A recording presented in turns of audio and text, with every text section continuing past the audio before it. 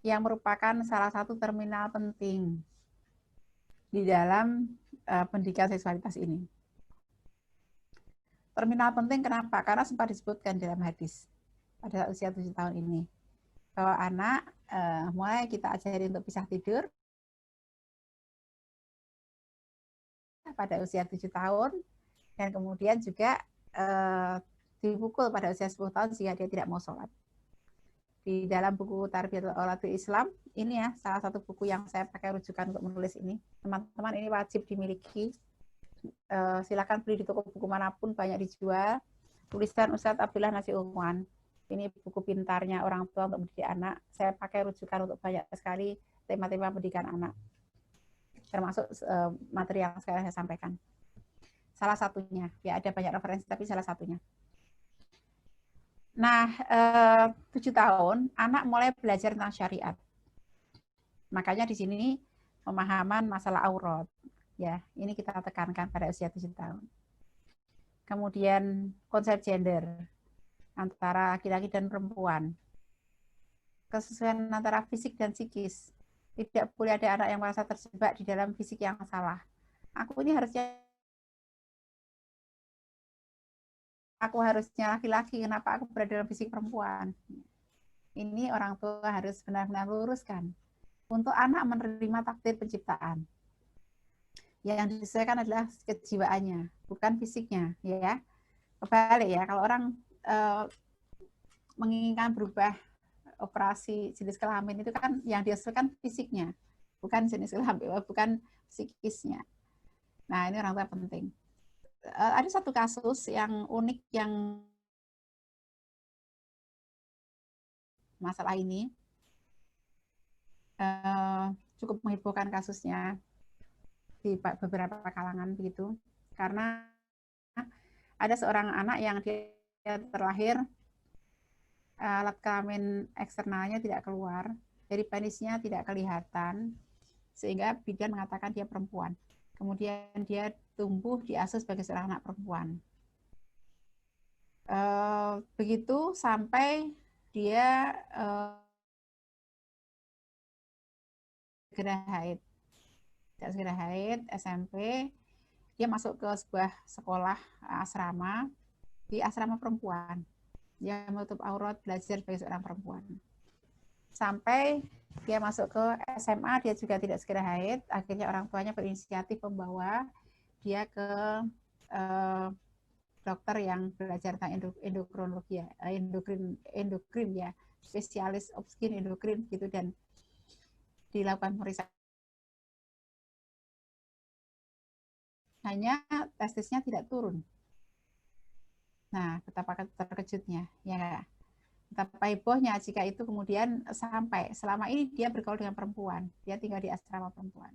Segera ditarik oleh orang tuanya dengan tidak menjelaskan alasan apapun pada sekolah, karena khawatir kalau berita itu menyebar akan terjadi kehebohan di sekolah itu.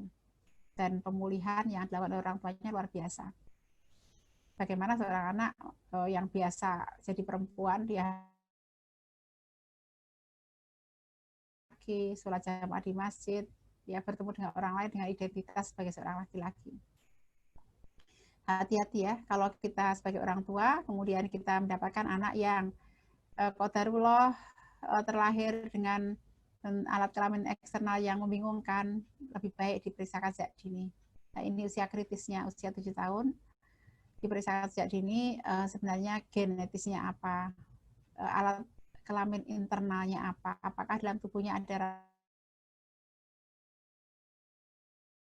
Ini bagian yang sangat penting kemudian dilakukan oleh orang tua.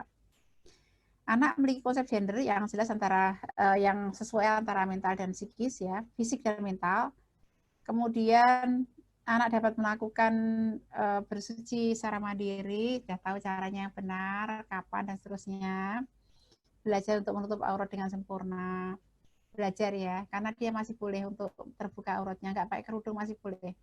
Tetapi dia sudah belajar dengan mengerti dan mempraktekkan ada pergaulan, dan juga anak mengerti dan mempraktekkan ada pergaulan. Dan ini penting sekali keteladanan orang tua. Jika orang tua tidak menutup aurat dengan sempurna, tidak menjaga adab pergaulannya, bisa jadi anak mirroring, anak meniru apa yang dilakukan oleh orang tuanya. Hati-hati ya. Kemudian setelah dipisahkan tidurnya dari orang tua, kemudian juga ada tadi ayat yang disampaikan di awal, anak meminta itu sangat jelas ya, setelah 7 tahun apa yang kemudian dilakukan oleh orang tua, terminal yang sangat penting itu. Memasuki usia 7-14 tahun, ini adalah masa yang penting untuk mempersiapkan anak menuju balik ya. Kalau di Sigma Dai Insani itu ada buku produk namanya buku Pintar Iman Islam. Ini sangat menolong orang tua. Memasuki masa 7-14 tahun tanpa horor, tanpa orang tua yang kesulitan mengajak anak untuk beribadah. Kenapa? Karena mereka tidak tahu untuk apa mereka harus beribadah. Termasuk juga menutup aurat. Harusnya anak pada penerimaan bahwa ini adalah agama yang paripurna, yang harus mereka terima, baik secara akidah maupun secara ibadah, ya, secara syariat. Maka menutup aurat motivasinya bukan fashion, bukan gaya gitu ya, trendy, bukan semata-mata seperti itu. Anak memahami hakikat balik. Balik itu apa? Balik itu adalah sampai maknanya. Sampai kepada masa tertentu. Kalau anak laki-laki ditandai dengan mimpi. Kalau anak perempuan ditandai dengan haid. Haidnya anak perempuan, berdarahnya anak perempuan, itu akan dianggap sebagai haid ketika dia berdarah di usia 9 tahun ke atas. Ada anak perempuan yang mungkin berdarah kemaluannya sebelum dia usia 9 tahun, balik. Kalau usia 14 tahun dan seorang anak laki-laki tidak juga bermimpi, seorang anak perempuan tidak juga haid, maka pada usia 14 atau 15 tahun itu tetap ditetapkan dia sebagai anak yang sudah balik. Jangan mengatakan, aku tidak haid sampai usia 20 tahun, maka aku masih belum balik. Enggak. 14 tahun, 15 tahun, itu adalah batasan usia untuk balik. Kemudian,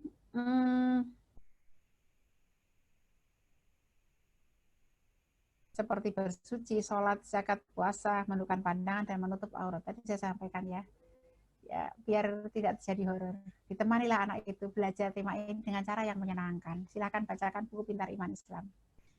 Saya sangat dorong orang tua memudahkan diri di dalam mengenalkan anak pada masalah ibadah ini. Tentu ada aspek di sana juga keteladanan dari orang tua. Kalau kita menginginkan anak kita ahli sholat, banyak doakan. Doa-doa agar teladan bahwa sholat itu kita pentingkan. Pula menutup aurat, ya, maka pentingkan bagi orang tua untuk menjaga auratnya. Anak memahami dan mempraktekkan adab-adab Islami dalam pergaulan. Jadi sekarang mulai bergaul dengan teman-teman sama gender. Jangan kemudian anak masih tetap bergaul berbanyak-banyak dengan pasangan jenisnya. Anak perempuan bergaul dengan anak perempuan. Anak laki-laki bergaul dengan anak laki-laki. Usia 7 sampai 10 tahun ini kalau menurut Ustadz Hari Santoso ya di dalam Fitrah Peace Education, baik kalau terjadi interaksi persilangan antar gender orang tua dengan anak, ayah mengambil peran yang besar pada anak perempuan, ibu mengambil peran yang besar pada anak laki-laki. Tapi nanti usia 10 sampai 14 tahun banyak berteman dengan anak perempuan dan ayah banyak berteman dengan anak laki-laki. Iya, 10 sampai 14 tahun. Kenapa? Karena dialog-dialog laki-laki harus dibangun oleh ayah. Dialog-dialog perempuan, feminitas harus dibangun oleh ibu kepada anak perempuannya. Nah, ini akan membangun mereka, melengkapi mereka.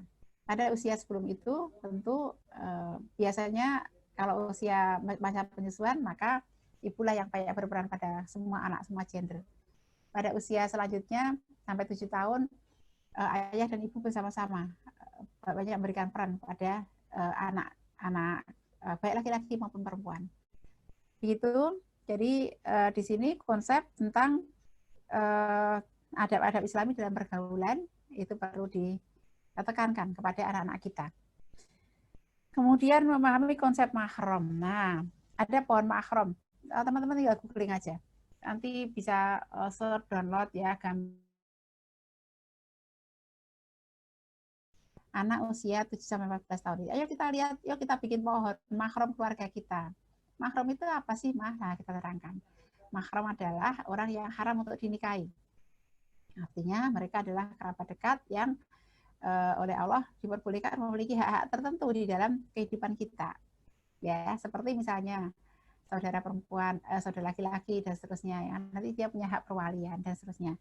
Tapi sampaikan secara bertahap sesuai dengan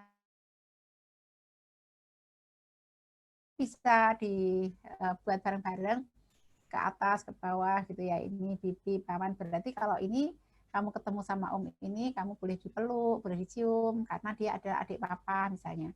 Kamu boleh di jabat tangan misalnya sampai usia kamu 14 tahun misalnya.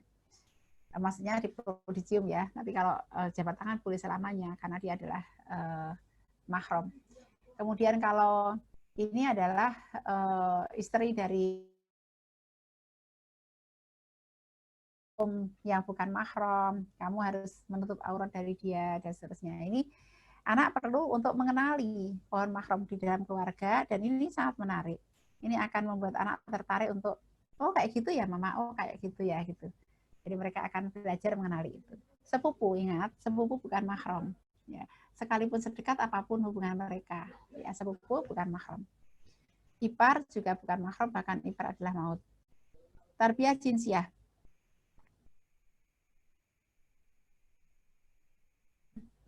Istilah yang dipakai untuk pendidikan seksualitas ini kalau di dalam buku Tarbiyatul Auladul Islam itu adalah tarbiyah jinsiah. Merupakan upaya untuk mendidik syahwat agar sesuai dengan nilai-nilai Islam. Sehingga dia menjadi nafsu yang dirahmati Allah.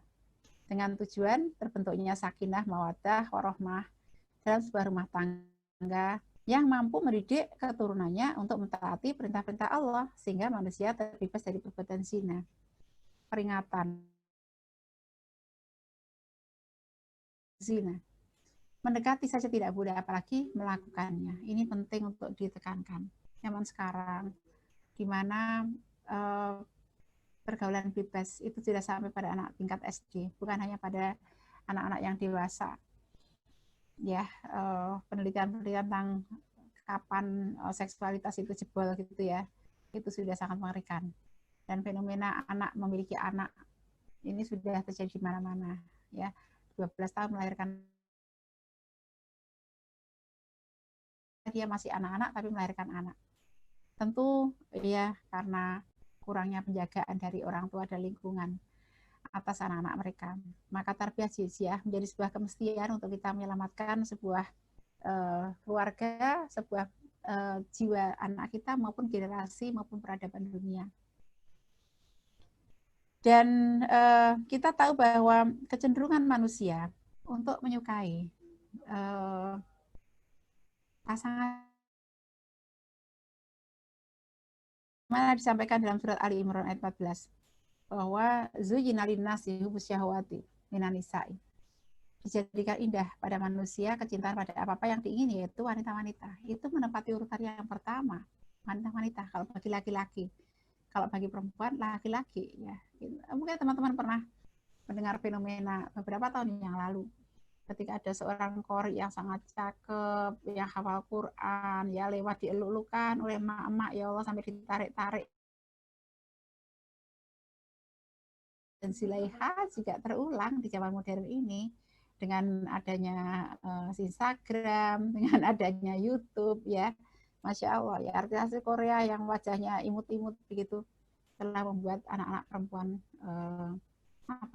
termehek begitu ya. Hati-hati. Dan ini saya ambilkan ada 15 ringkasan khulasoh atau paresum tentang 15 konsep tarbiyah jinsiah yang harus diajarkan Ustaz Herdinya Amran ya. Ustaz Herdinya Amran beliau menyampaikan